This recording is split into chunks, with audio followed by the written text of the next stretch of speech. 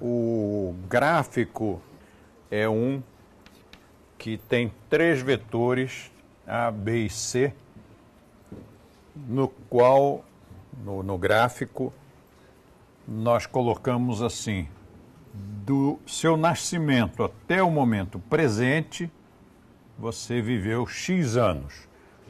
E eu tomo por média aqui 20 anos. Então, 10, 20. Isto é o que já está vivido. Por que eu escolho 20 anos? Porque nós temos muitos alunos com 18, 19, 20, 21, 22.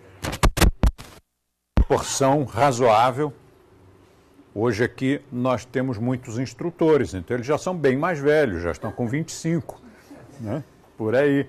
Mas esse é um número que nos permite falar e chegar mais na realidade do aluno. E daqui para frente, nós colocamos uma linha tracejada porque ainda não foi vivido. E é uma projeção. É uma projeção feita assim. Eu estou aqui, com 20 anos, olho para trás. Como foi a minha vida até o presente momento? Durante estes 20 anos, eu fui saudável? Então eu posso traçar uma projeção, uma hipótese, de que se eu fui saudável até agora, eu devo continuar saudável daqui para frente. A menos que mude alguma coisa. Mas se eu continuar fazendo tudo que eu fiz até agora, se funcionou, é provável que eu continue saudável. Se eu estive doentinho durante esses 20 anos, é provável que continue doentinho. Se eu fui magrelo, é provável que eu continue sendo magrelinho daqui para frente. Se eu fui gorducho, é provável que eu continue gorducho, a menos que mude alguma coisa. Alimentação, hábitos de vida, etc. E também outras coisas não físicas, como, por exemplo, se eu fui pobre de marrege sui até agora, é provável que eu continue pobre o resto da minha vida, se eu não fizer nada para mudar isso.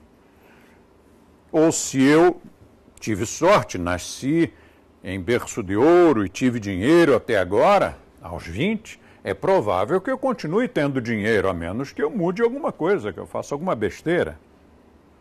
Então, com o que eu já vivi, olhando para trás e traçando uma projeção, eu praticamente já sei como vai ser o meu futuro. Não preciso de astrologia, não preciso de tarô, não preciso de nada. Eu tenho aqui a minha vida toda traçada na minha frente. Por exemplo, vamos supor, até os 20 anos de idade eu fui encrenqueiro. Como é que vai ser o resto da minha vida? Vai ser um inferno. Vai ser cheio de inimigos, vai ser cheio de relacionamentos desfeitos, sejam eles de amizade, sejam eles afetivos. Porque eu sou encrenqueiro, eu encrenco com as pessoas, então eu estou o tempo todo na defensiva, dizendo que eu briguei sim, mas foi em legítima defesa, porque fulano disse tal coisa e eu tinha que responder. Então, isso é o sofisma, é a desculpa na cabeça do encrenqueirinho. Se eu estivesse no outro paradigma, eu não precisaria responder. Aliás, nem me aborreceria aquilo. Já contei várias vezes casos em que a pessoa que estava do meu lado comentava: puxa, mas você viu como a fulana atendeu? Uma vez foi uma atendente de companhia aérea. Que absurdo, você viu como ela me respondeu? Eu disse: vi. E não te aborrece? Se fosse com você, você não ia ficar aborrecido? Francamente, não. Não.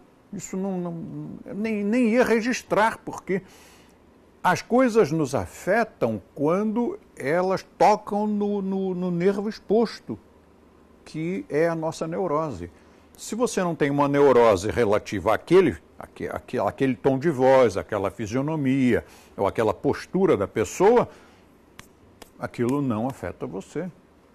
Bom, enfim, isso aqui já está visto. Agora eu preciso confirmar ou não. Eu preciso colocar aqui as atenuantes ou agravantes. Então vamos ver se isso é verdade a partir da letra A aqui, deste vetor A, que são os ancestrais. Então eu pego a linha dos ancestrais e vamos ver se os ancestrais vão reforçar essas coisas que eu vi de mim mesmo.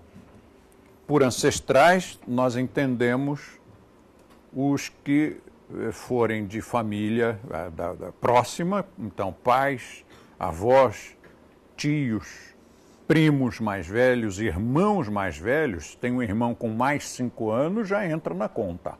Quer dizer, ele é do seu ADN e tem mais 5 anos. Então você mais ou menos já pode, olhando para o irmão mais velho, ter uma ideia do que te espera biologicamente ou até culturalmente.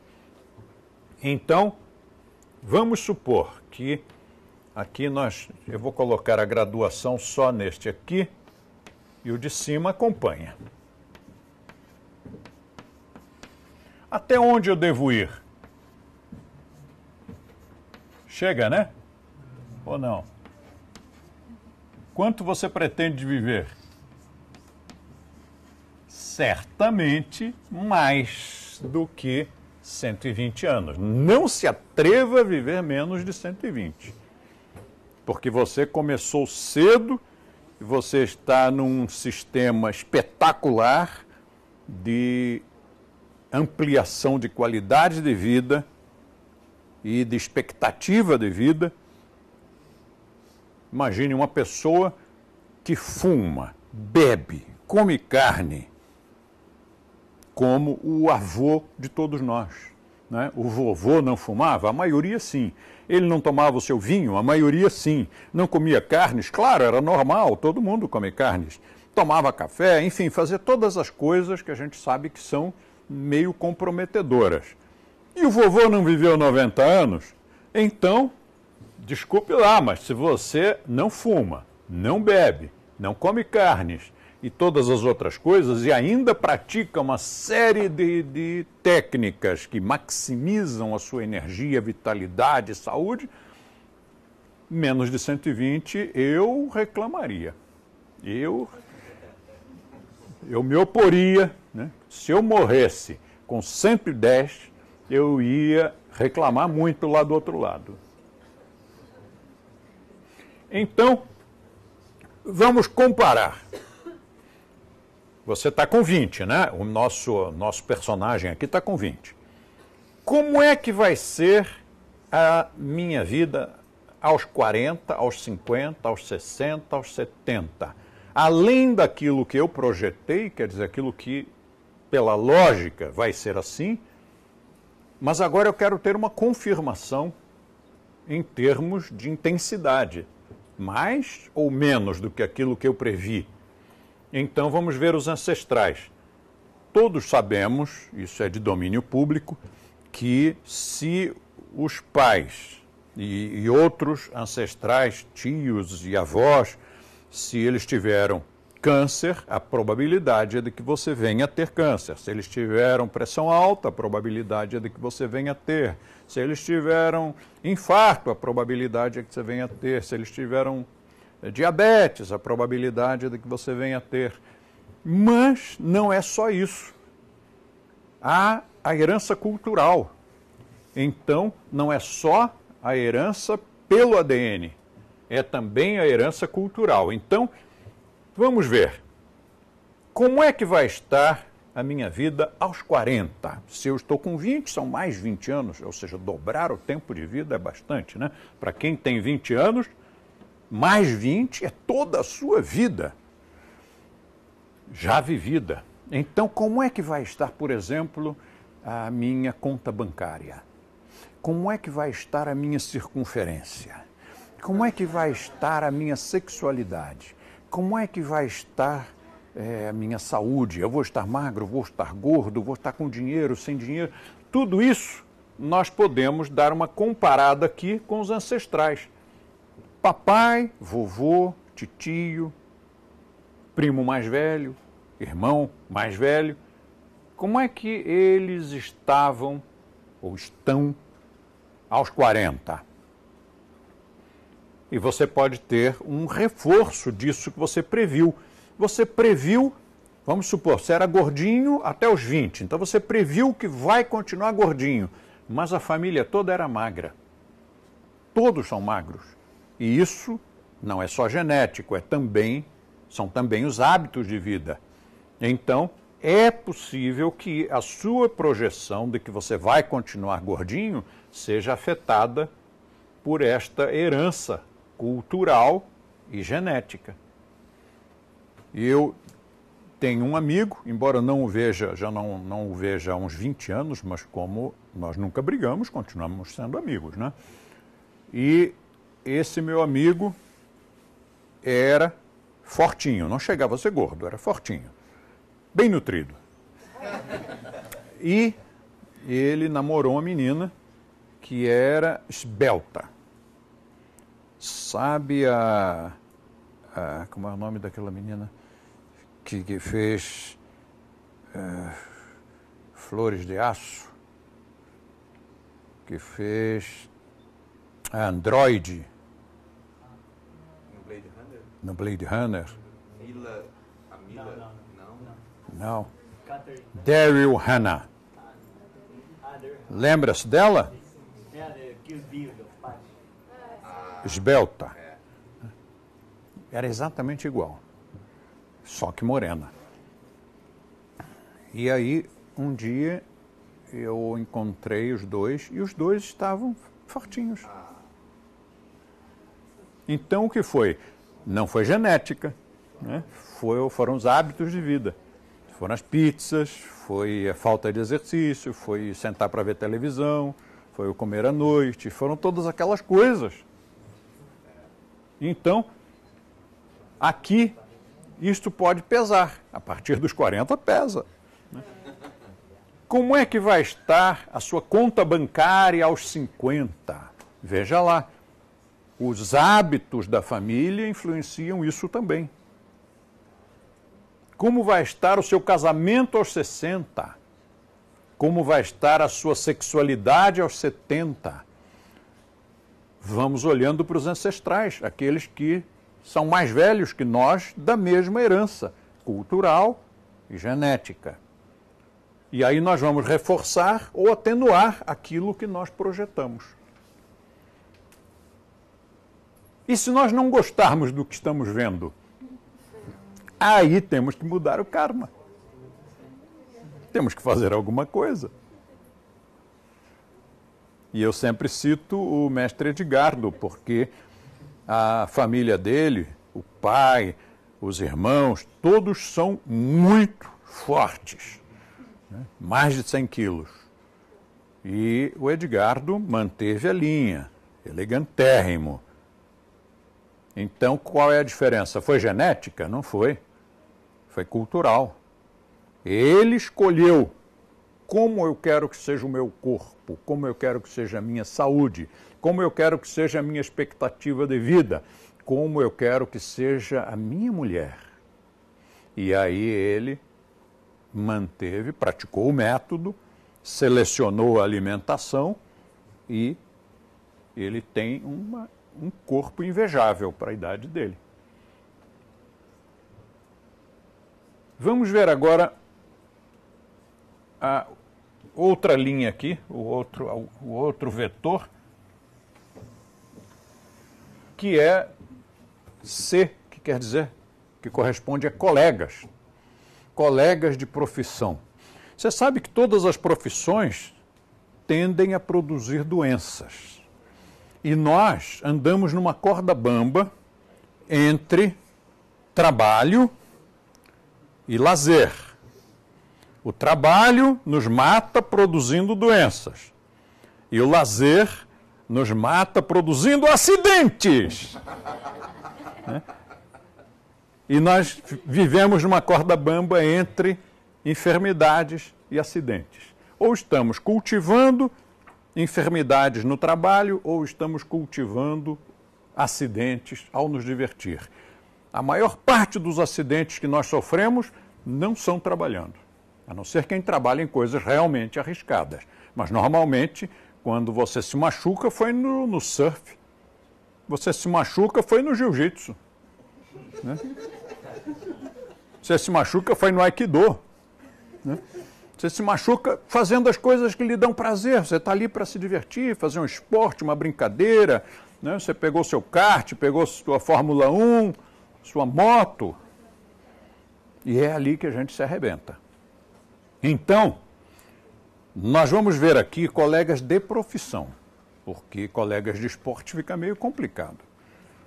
Colegas de profissão, você escolhe uma carreira. Quem está ali nos 20 anos, normalmente não está formado, está com vistas a uma formação, a uma profissão.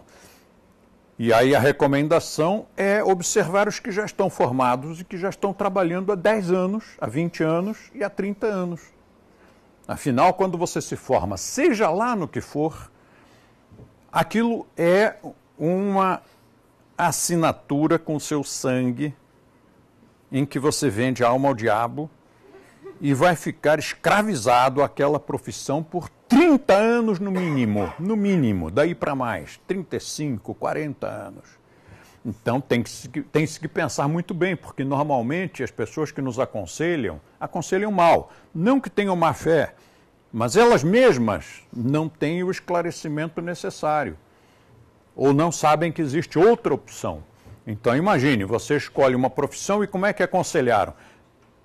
O cara escolhe essa profissão aí que isso dá muito dinheiro. Geralmente é por aí. As pessoas escolhem uma profissão pelo seu potencial de ganho financeiro. Só que se esqueceram de que vão ter que fazer aquilo a vida inteira. Então, imagina o seguinte, a nossa vida é a profissão, né? Você acorda e vai trabalhar.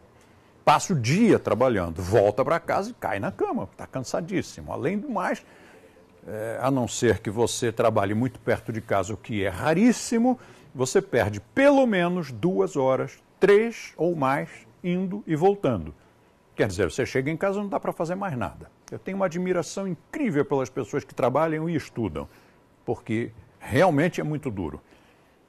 Aí você imagina, o cara escolheu, o que dá dinheiro? Pode ser até divertido. Eu vou ser obstetra, ginecologista. Depois do primeiro ano, não tem a mínima graça. Além do mais, ele se esqueceu que as suas pacientes não iam todas ter 20 aninhos. Aquilo ali pode se tornar uma tortura. Se ele não gosta daquilo que está fazendo, imagine ele ter que fazer aquilo todos os dias, o dia inteiro. Sai uma pessoa, entra outra e começa tudo outra vez. Sai outra, entra outra e começa tudo outra vez. Ai, meu Deus, eu ainda estou no meu primeiro ano de profissão. Eu tenho mais 34 anos pela frente, em que eu vou ser obrigado a fazer isso que eu não gosto. E se gosta? Bom, se gosta, está dentro do correto, né? Quem nasceu com uma vocação, né? O cara nasceu com vocação para cortar. Então, ele tem que explorar essa vocação. Ele tem que ser cirurgião, vai ser um virtuoso e vai salvar vidas. E se ele não se formasse, talvez fosse um novo Jack o Estripador, né? Porque a vocação dele é aquela. Se ele não dá vazão através da profissão, vai acabar fazendo aquilo nas horas vagas, né? A questão não é o cara que fez... Obrigado, querida. Não é o cara que fez por vocação, é aquele que fez por dinheiro. Ora, trabalhar por dinheiro numa coisa que você não gosta, essa frase me lembra muito um termo delicado, um termo que não é nada rude, né? Como é mesmo esse termo? É prostituição, não é?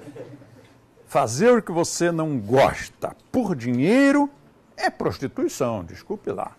Então, vamos fazer o que a gente gosta, seja lá o que for. Ah, mas não dá dinheiro. Você também quer tudo? Né? Você quer ser saxofonista e ainda ganhar dinheiro? Né? Só se for a nossa profissão, né, que é divertida, é gostosa, é variada é saudável e ainda remunera bem, mas é uma raridade, não existem muitas profissões assim. Bom, mas vamos lá. Você escolheu, digamos, eu sempre implico com os dentistas, né? Porque eu sempre imagino que o garotão, quando escolheu ser dentista, ele não pensou que ele ia passar a vida inteira mexendo em saliva, sangue, dor, hálito, às vezes putribundo, risco de contrair AIDS. O meu dentista da década de 70 morreu de AIDS. Década de 80 já. Década de 80. Um dia eu cheguei lá e disse, cadê o fulano? Ah, o fulano morreu. Como? Mas era um garotão? Morreu de quê? Naquela época era assim, né? As pessoas não lidavam bem com isso. Até eu conseguir arrancar a causa mortes foi difícil, mas finalmente disseram era AIDS.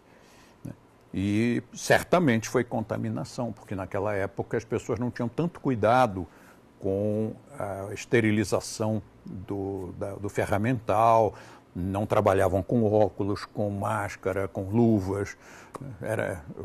A odontologia evoluiu muito, como todas as coisas. Enfim, também não pensou nisso tudo e não pensou que ia ficar trabalhando assim, ó. Assim. Por menos que se incline, vai se inclinar. Não tem jeito, não tem jeito. Há uma escola moderna que propôs deitar mais o paciente e tratar por trás. Aí não desenvolveria escoliose, desenvolveria cifose. Né? Enfim, nós tivemos vários dentistas aqui, né, que se tornaram instrutores, então eu aprendi com eles a fazer essas brincadeiras. Felizmente eles eram bem-humorados e ninguém se zangou. Mas também não tem por que se zangar, né, porque isso é a pura verdade, você vai trabalhar meio tortinho. Ora, o primeiro paciente que você atende, tudo bem. O segundo, o terceiro, mas espera aí, quantos você atende por dia? Não muitos, uns 5. Beleza, quem pode, né, atender apenas 5... é felizardo, mas são 5 horas, ali assim. E no dia seguinte, outra vez. Não pode compensar, atender do outro lado? Não pode, porque o equipamento está todo aqui. Ele não pode passar para o outro lado. Não tem como você transferir todo aquela mesinha, a broca, né? A iluminação dá, mas também a iluminação está presa naquele conjunto, né? Os fabricantes não pensaram no bem-estar do dentista. Então você imagina, se ele tem vocação, resolve-se. Ele sai dali e vai praticar o método. Triconaça, para o outro lado, eu sou dentista. Né?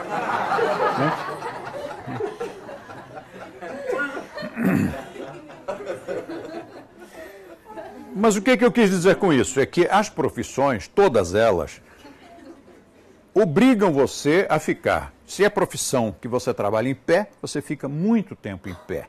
Se é profissão na qual você exerça sentado, você vai ficar muito tempo sentado. Se é caminhando, é muito tempo caminhando. Se é com a cabeça, é só com a cabeça.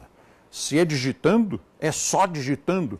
Ou seja, nós, por consequência da Revolução Industrial do final do século XIX, nós nos acostumamos a fazer funções repetitivas, coisa que nos velhos tempos nós não fazíamos. O ferreiro não ficava batendo o tempo todo, né? Ele tinha uma porção de funções, né? E o cara que cuidava dos cavalos também tinha uma porção de funções. Não havia aquela coisa mecânica que surgiu no final do século XIX e que nos escraviza a ficar presos na repetitividade de uma ação.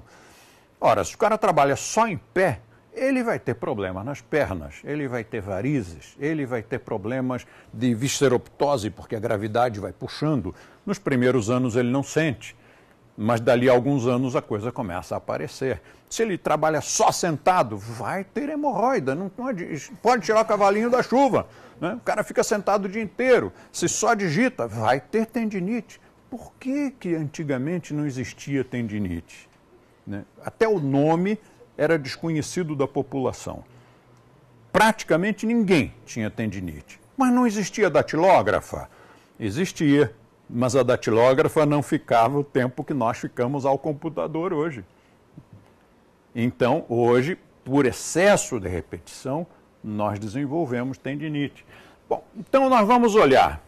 Eu vou seguir tal profissão. Eu estou com 20 anos e vou estudar para que antes dos 30, ou quem sabe perto dos 30, um pouco antes, um pouco depois, caso eu queira fazer mais umas pós, mais uns mestrados, mais um doutorado ou dois, talvez uma pós no exterior, senão não consigo entrar no mercado de trabalho, né? A coisa está muito feroz. Para você entrar no mercado de trabalho no Brasil, é bom você ter pós-graduação, mestrado, doutorado e uma pós lá fora, um doutorado lá fora. Bom, essa brincadeira toda vai consumir mais alguns anos. Quando você entra no vamos ver, já está com 30, ou perto disso. Então, não tem nem condições de você aprender a produzir dinheiro, porque os milionários que nós conhecemos, todos eles começaram a trabalhar muito cedo.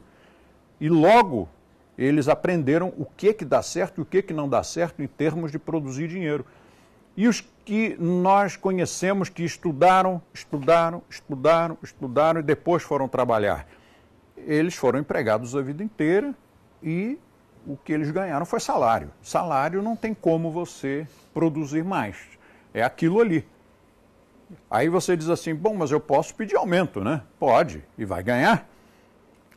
Ou vai ganhar um dedinho apontando para a porta da rua, dizendo, meu filho, deve haver 10 mil pessoas querendo o seu lugar. E aqui a política nossa é pagar tanto. Se não está satisfeito, pode ir embora. E não adianta dizer, mas eu preciso de mais dinheiro porque meu pai está doente. Isso não é argumento para uma indústria, para uma empresa. Então, vamos ver. Como é que está, 20 anos depois, você está com 20, os seus colegas da profissão pretendida, a profissão que você gostaria de ter, ou quem sabe até já está estudando para ela, como é que está a saúde desses profissionais aos 40, aos 50, aos 60? Como está a circunferência? Porque você pensa que não, mas isso é importante. É importante para a saúde, é importante até para o respeito próprio, para a autoestima. Né? Uma pessoa, um garotão de 60 anos, né? E que esteja com um barrigão deste tamanho, né? Como será que ele se sente ao não poder ver o que faz?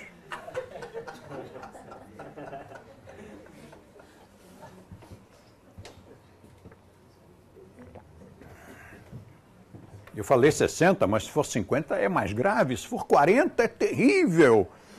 Mas eu conheço gente de 30 que precisa de um espelhinho. Isso dificulta tudo. Se eles estiverem em mercado de trabalho, dificulta conseguir emprego, porque já saíram várias reportagens em revistas de circulação nacional dizendo que os gordinhos têm mais dificuldade de conseguir emprego. Não sei porquê, mas essa é a conclusão da reportagem. E outra reportagem, abordando o mesmo tema, mas agora para o lado afetivo, declara que os gordinhos têm mais dificuldade de conseguir parceiros. Então, vamos trabalhar isso, né? Tem que dar um jeito. Eu vou lançar, o Federico vai me dizer quando. O livrinho já está na sua mão? Como emagreci 10 quilos em 2 meses. E nós vamos publicar, vai ser um pocket, porque é muito simples, é muito pouca coisa. E no pocket eu digo, não precisava ser um pocket, podia ser uma folha. E ainda ia sobrar espaço, porque é muito pouca coisa que tem ali. Brevemente, daqui a uma semana... Então, vamos correr com a capa. E Como é que está a conta bancária? A conta corrente. Aí vamos supor que alguma dessas coisas funcione bem. Como é que está o casamento? Como é que está a sexualidade? E outros valores. Vamos supor que nessa profissão, não importa qual, nessa profissão os colegas que já têm 10 anos de formados, a saúde está boa, a circunferência ainda está boa. O casamento, vai lá, tá indo bem. A sexualidade, bom, também com 40 anos, se o cara for reclamar disso, é que as coisas estão muito ruins mesmo, né? Tá tudo indo bem. E a conta bancária? Não, ele não está ganhando bem, não. Isso te afeta? Não afeta? Interessa? Não interessa? Ou, agora vamos aos 50 anos. Aos 50, nessa mesma profissão, bom, o cara já tem 20 anos de carreira e a conta bancária dele está muito boa. Muito boa. A saúde já não está. O casamento já era, já está no terceiro. A circunferência começa a incomodar. Aos 60, irmão, 60 é muito lá na frente. Mas se você não começar a cuidar agora, quando chegar lá, não dá mais tempo, né?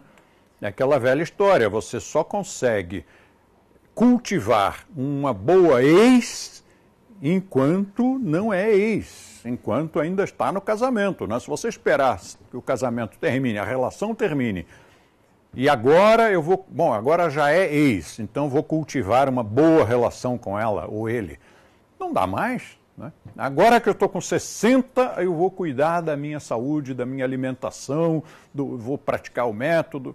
Não dá mais, querido. Você já comeu carne a vida inteira, já fumou a vida inteira, já bebeu álcool a vida inteira e outras cositas más. Então, desculpe, não dá.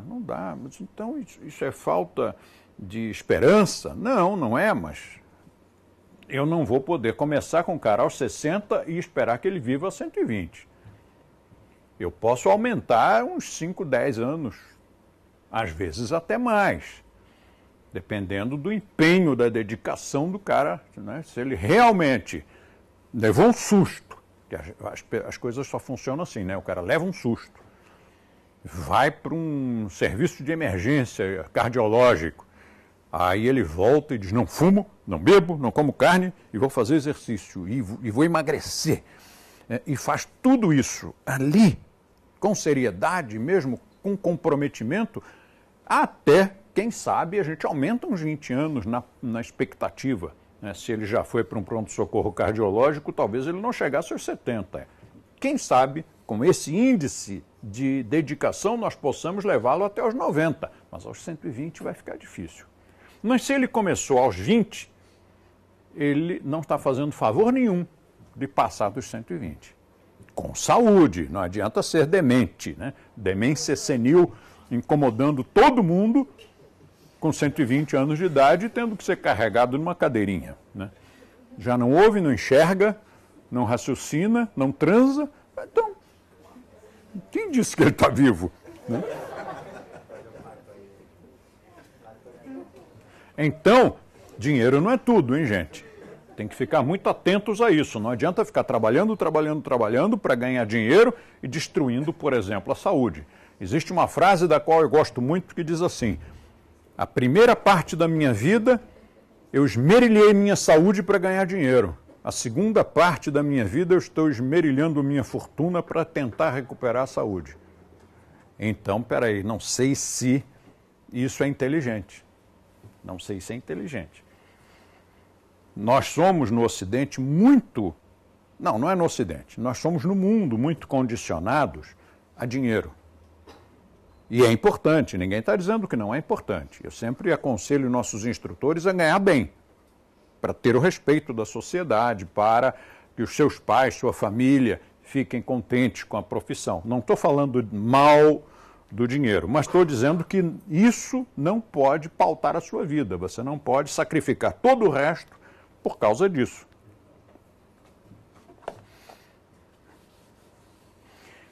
Mas também talvez você observe um colega da profissão que você quer, que você pretende conquistar, pretende trabalhar nela, com mais 20 anos que você, com 10 anos de carreira, ou com 20 anos de carreira, ou até mais, e ele não tenha ganhado dinheiro, não.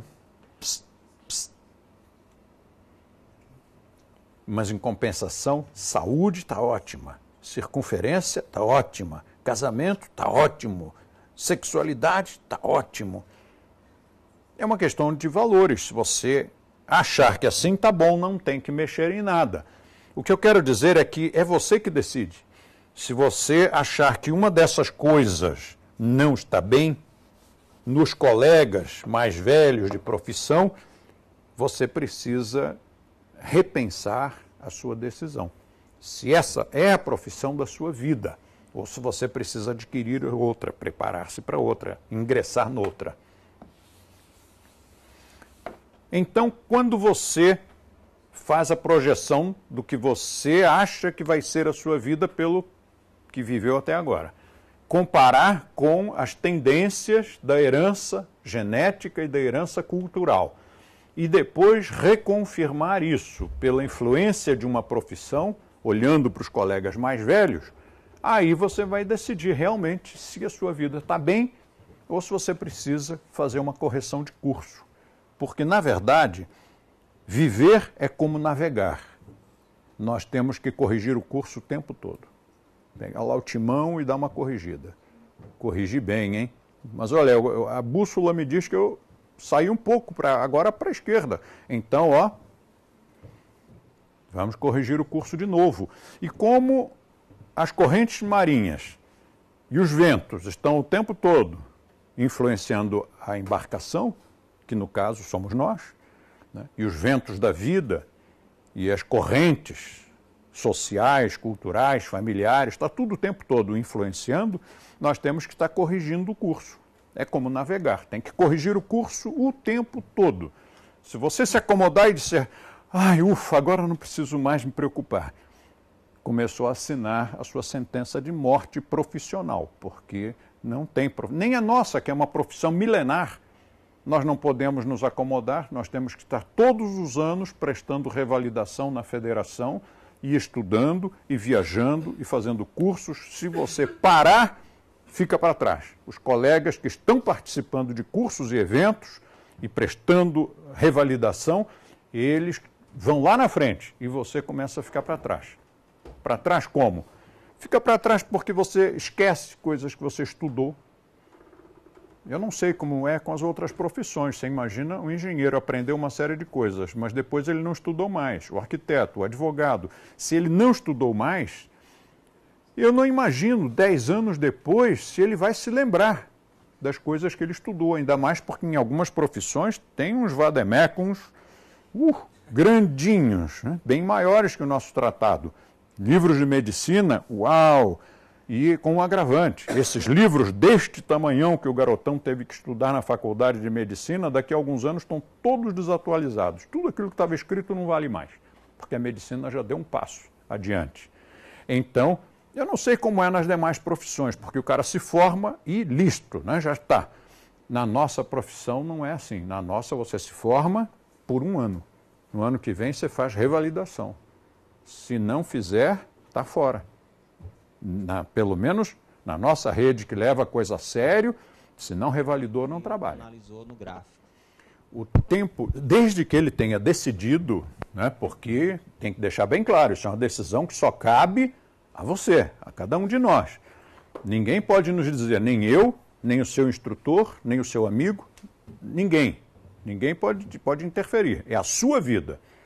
Eu me lembro que uma vez eu disse aos meus pais, sabe como é adolescente, né? Bem chatinho, e eu não fui exceção à regra, até bem pelo contrário. E uma vez eu disse aos meus pais, olha, vocês já viveram a sua vida, agora eu vou viver a minha, dá licença, agora é a minha vez. né? Se vocês se sacrificaram, meu pai sendo funcionário, a minha mãe optando por ser do lar e aquela coisa toda, foi opção de vocês. Mas agora é a minha vez, agora é a minha vida. Então, ninguém pode interferir, só você. E se você sentir que precisa fazer uma correção de curso aqui, o tempo que leva é impressionante. É instantâneo. É instantâneo. Você muda assim, clac, pronto, já mudou. Mas será que isso é verdade ou é teoria? Na prática, as pessoas fazem isso? Não fazem. Conheço pouca gente que faz isso. Mas aqueles que fazem me demonstram que de fato a coisa funciona, que é possível e que dá certo. Eu fiz e funcionou para mim. Eu fiz várias vezes essa correção de curso e fiz radicalmente, diametralmente. E vocês são testemunhas de que nós estamos vivendo um outro momento desses agora. Eu dei mais uma guinada no meu karma, sempre para melhor. E por que as pessoas não fazem, a maioria não faz? É porque o ser humano, como qualquer mamífero, o ser humano ele é condicionável. Então nós somos como os cãezinhos de Pavlov. Nós estamos condicionados a reagir sempre da mesma forma, a tal ponto que os paradigmas nos cegam e nós não vemos as opções. E por mais que alguém queira orientar, queira esclarecer a respeito, a pessoa até diz, sim, eu estou fazendo isso. Não está. Eu estou vendo a opção, não está vendo. Eu estou escolhendo, não está escolhendo. Ela acha que está escolhendo porque ela está seguindo toda aquela educação ou deseducação, toda aquela cultura, todo aquele condicionamento, eu poderia dizer até toda aquela lavagem cerebral que nós todos recebemos desde que nascemos. Você imagina o seguinte, um menininho nasce na antiga União Soviética. E aí, desde pequenininho, ensinam a ele que o capitalismo não presta, que nos Estados Unidos comem criancinhas, e às vezes comem, e que que o Ocidente é isso, é aquilo, que não sei o que, não sei o que. Quando ele está deste tamanhão, já com 30 ou 40 anos nas costas, ele diz, esta é a minha convicção. Mas será que é a convicção dele ou é aquilo que lhe foi implantado desde quando ele era deste tamaninho? O nome disso é lavagem cerebral. A pergunta que eu faço é, não fizeram isso conosco? Nós também não recebemos esses condicionamentos lá para alguns valores, aqui para outros valores. Então, por que as pessoas não mudam? Elas não veem, elas pensam que estão vendo, elas pensam que estão fazendo, elas pensam que estão tomando as providências necessárias para mudar. Aqui nós temos um público diferenciado. Provavelmente em casa assistindo também temos pessoas diferenciadas, pessoas que tomaram uma decisão e mudaram a sua vida, mudaram o seu destino, mudaram o seu karma. É muito fácil mudar. Quando eu disse que é instantâneo, é muito fácil mudar. Por exemplo, quando a pessoa tomou uma decisão, vou praticar o método. Pronto. Ela já, por uma ação da sua vontade, ela já não deu uma guinada na sua vida?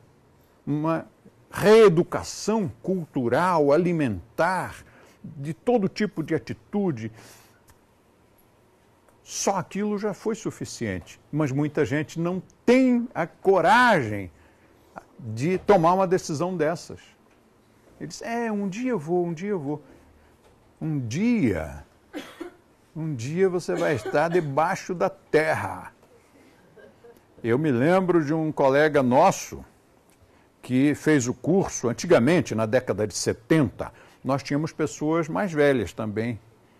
Na minha escola não, mas nos cursos que eu dava por aí, pelo Brasil afora, havia pessoas de todas as idades, né? Naquela época nós estávamos começando ainda um trabalho de expansão e os nossos nossos representantes, hoje não são mais representantes, mas na época eram, não tinha como dizer a eles que eles precisavam direcionar para o público certo, porque eles não entendiam isso e não faziam. Então eu chegava para dar os cursos e tinha 120, 140 pessoas em sala de aula e normalmente 2 ou 3 que deviam estar ali. Os outros não deviam estar.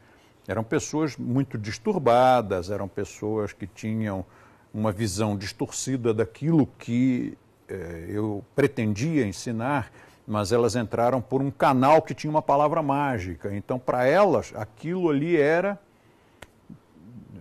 o que elas achavam, e não adiantava em sala de classe eu dizer que não era, porque elas até discutiam comigo o que era. Várias vezes, na década de 70, eu tinha que dizer, meu querido, desculpe, mas quem é que está dando aula aqui? Quem é o professor? É você ou sou eu? Né? Se eu sou o professor e sou o profissional dessa área, estou dizendo que a palavra mágica é isto aqui, você é o aluno. Você absorve, aceite ou não aceite, mas você não pode querer me impor a sua opinião a respeito. Você pode não aceitar, você pode sair e ir embora, mas você não pode mudar a minha opinião, você não pode discutir comigo que yoga é terapia, porque não é.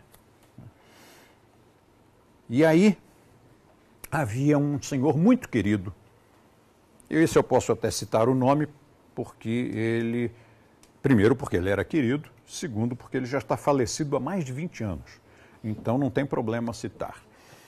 E era o Teófilo, que nenhum de vocês conheceu, só quem conheceu foi o Sérgio Santos, porque era lá na cidade dele e o Sérgio era um garotão quando o Teófilo se formou, e o Teófilo já era um senhorzão. E aí, o Teófilo trabalhava no Banco do Brasil. E eu disse para ele, e aí, Teófilo, vai mudar de vida, hein? Vou, claro.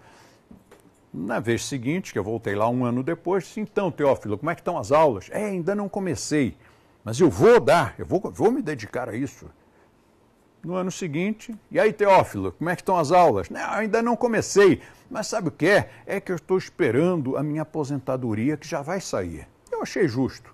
Né? O cara estava quase aposentado, não devia abandonar mesmo a sua carreira. Esperamos. E um dia, Teófilo se aposentou. E eu cheguei e disse, e aí, Teófilo, agora vamos, né? Agora vamos. Eu só estou esperando minha filha se casar. Mas no ano que vem, com certeza. E no ano que vem eu só estou esperando a minha filha, estou esperando meu netinho nascer. E assim um dia eu cheguei lá e disse, cadê o Teófilo? Morreu. Morreu porque as pessoas morrem, né? Ainda mais se elas não se dedicam a isto, que é um estilo de vida muito saudável. Se a pessoa está vivendo num outro ambiente, por mais que ela queira seguir esses ditames de mais equilíbrio, saúde, energia, vitalidade, mas como é que ela vai sistematicamente num ambiente em que todos comem porcaria e ela nunca come? No início ela consegue, depois ela não consegue mais. E ela começa a se sentir um aves rara, começa a se sentir um eco chato, começa a ter dificuldade de amizades, até, quem sabe, no próprio trabalho. E aí, vamos tomar um copo? E, não bebo. Eita, ferro, mas já não come carne, já não bebe, então também não transa, é? Né? Que é o que as pessoas normalmente perguntam, né? Você não faz isso, não faz isso, não faz isso. Quer dizer que também sexo nada, né? As pessoas não conseguem entender que você está fazendo isso não é por repressão, você está fazendo isso porque você tem prazer de comer uma comida saudável e que não é ruim, é super condimentada, é super saborosa. Não é natureba, não é orgânica, é outra coisa, é a nossa alimentação, é a alimentação do método. Enfim, não pode ficar esperando, se esperar muito, pode ser que não dê tempo. Mas, por que as pessoas não mudam mesmo? Tá, paradigma, mas tem um veículo para que esse paradigma funcione, e esse veículo se chama medo. Porque se você me disser, como normalmente as pessoas dizem, eu odeio meu emprego, e eu perguntar, mas por que você não troca? E a pessoa me faz uma cara assim, parece que bateu com a testa numa porta de vidro no shopping, e diz, mudar? Como assim mudar? Não, mas mudar não. Não, mudar para qual? Não, mas e se não der certo? Mas... Ou quando a pessoa diz, eu odeio essa profissão. E por que não muda?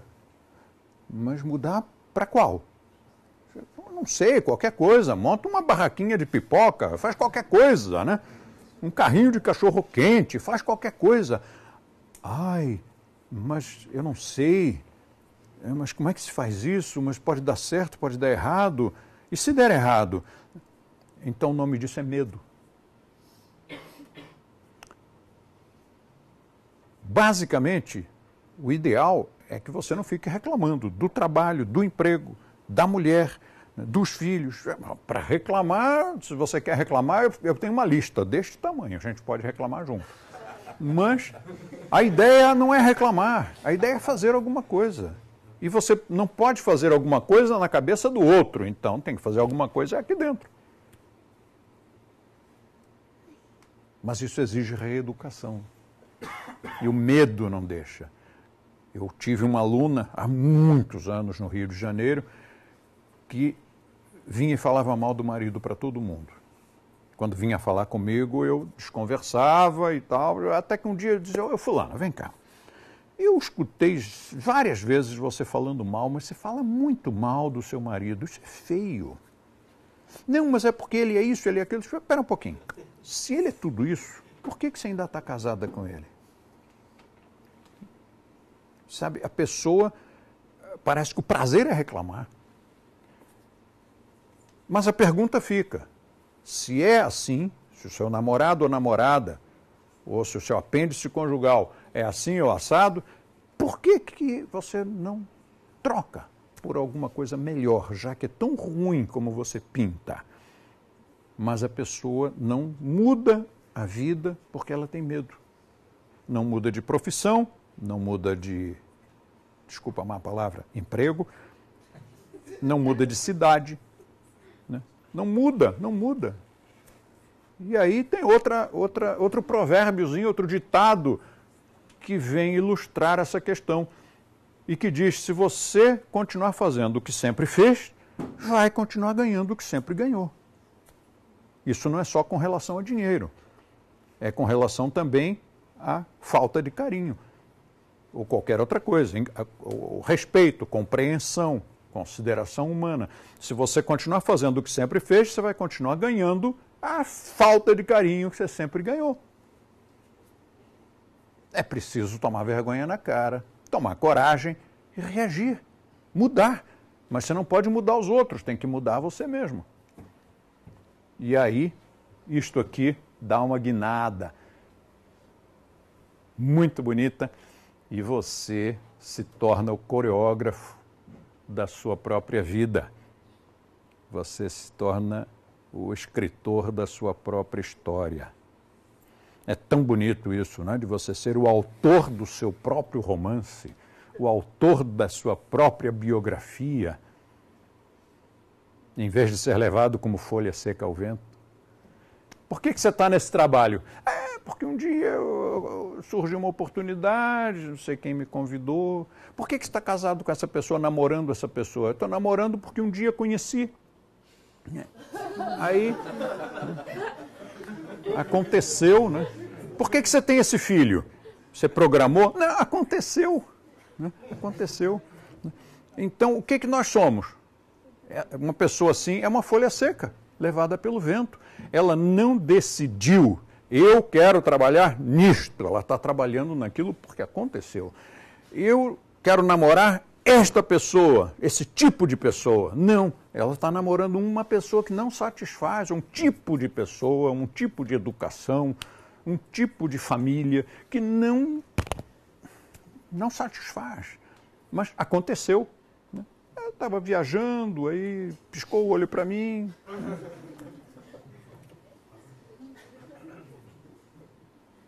E o filhinho também, sempre assim, né? O filhinho programou. Não exatamente. Como é que é não exatamente? Ficou ligeiramente grávido? Como é que é isso? Mas é o que acontece, né? Então, a pessoa não programa a sua vida, não decide a sua vida, porque muitas vezes não sabe que é possível. Por quê? Porque papai e mamãe não programaram. E os amigos não programaram, ninguém programou, então é natural não programar. Sabe aquela história de que cachorros latem, crianças guincham e casais brigam, né? Mas está aí a Jaya que mostra que cães não latem. Sem repressão. Não, reprimir também não tem graça. Ah, o meu cachorro não late. Por quê? Porque eu dei-lhe uma surra, ele nunca mais latiu. Ou porque eu cortei as cordas vocais dele. É uma maldade, né? Eu já vi uns cães com as cordas seccionadas e é muito triste, porque eles não ficam mudos, eles produzem um som. Mas é um som triste, é um som que não fica alto, então não incomoda ninguém. Mas é muito triste, é muito triste. Mas a Jaya não é assim, vocês todos a conhecem. Ela só late para nos proteger e é um latido. Assusta quem tem que assustar e quem não tem nada a dever não se assusta, né? Continua subindo a escada e diz, sou eu, Jaya. Aí ela já abana o rabinho e pronto. Ela só late pouquíssimo, só nessa circunstância, mas não fica latindo. Criança precisa chorar? Se for bem educada, não. Eu me lembro dos meus filhos, quando pequenos, praticamente não choravam. Praticamente nada. Eu me lembro de um filho que eu tive que, quando ele começava a chorar, eu chegava perto dele e dizia, não chora, filho. E ele fazia, oh, parava de chorar na hora. É o tom da voz, é a fisionomia, é a vibração da pessoa. E casais brigam? Eu nunca briguei com a Fê, ela nunca brigou comigo, então não é verdade que casais brigam. É uma questão de paradigma, de você achar que deve ser assim, mas pode ser diferente e a vida fica muito melhor.